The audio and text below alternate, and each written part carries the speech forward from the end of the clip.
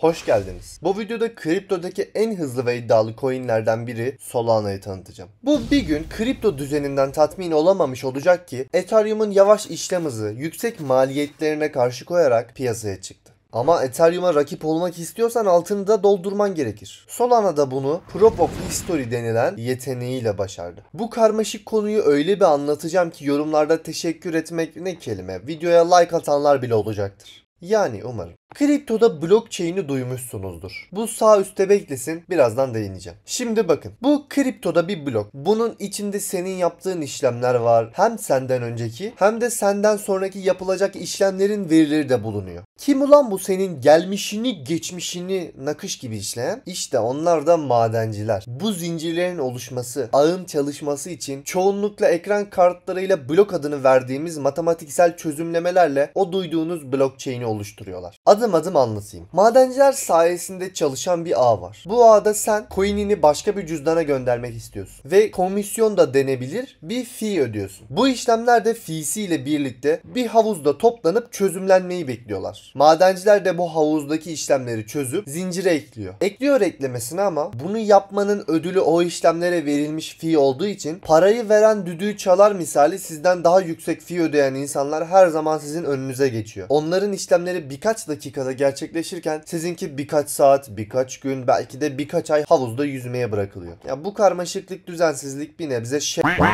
Şimdi gelin aynı işlemleri farklılıklarıyla Solana için anlatayım. Öncelikle katili olmayı hedeflediği Ethereum'a göre çok daha küçük bir fee ödeyerek işlemi havuza gönderiyorsun. İşlemler bu sefer havuzdayken madenciler tarafından çıkartılıp o havuzdan kurtarılmayı beklemiyorlar. Çünkü Proof of History yani tarih kanıtı var. O da işlemleri gönderildiği zamana göre sıralıyor ve ilk gönderilen işlem validatörler tarafından ilk onaylanan işlem oluyor. Bu düzen sayesinde de karmaşıklıktan uzaklaşan işleyiş ağın daha hızlı şekilde çalışmasını sağlıyor. Fark ettiyseniz madenciler yok. Yerine validatörler dedim. Aslında yaptıkları iş aynı olsa da tarzları çok farklı. Bir kere validatör olmak için ağın geleceğine bile inanmaları lazım. Çünkü Solana ağının coin'i sol stake etmeleri gerekiyor. Bu da Proof of Stake olarak geçiyor. Tabi ne kadar sol stake ederlerse ağ üzerinde onayladıkları işlem sayısı da o kadar artıyor ve o kadar fazla gelir elde ediyorlar. Madenciler işlemlerden kazandıkları coin'leri ya satarak nakde dönüştürebiliyor ya da bir yatırım olarak ellerinde bekletebilirler. Fakat Solana'da validatörler kazandıkları coinleri genelde tekrar stake ederek satış baskısını azaltıyorlar. Hem de yaptıkları işi büyüteceklerinden tam bir sol yatırımcısı olarak ağın güvenilir bir parçası haline gelmiş oluyorlar. Kusursuz bir düzen ortamı ve ortamdaki mükemmel işleyiş büyük projelerin de dikkatini çekmiş olacak ki Solana ağında çıkan bazı NFT koleksiyonun başarıları yenilerinin de dikkatini çekti. Ve Solana NFT tarafında da bir şahlanma yaşadı. Bu başarılar sayesinde de boğa piyasasında sık sık yeni ATH'lar yaparak zirvelere oynamayı başarmıştı. Güncel durumu market değeri olarak şu an sol en büyük 6. coin. Acaba bir sonraki boğada yarım bıraktığı işi bitirebilecek mi?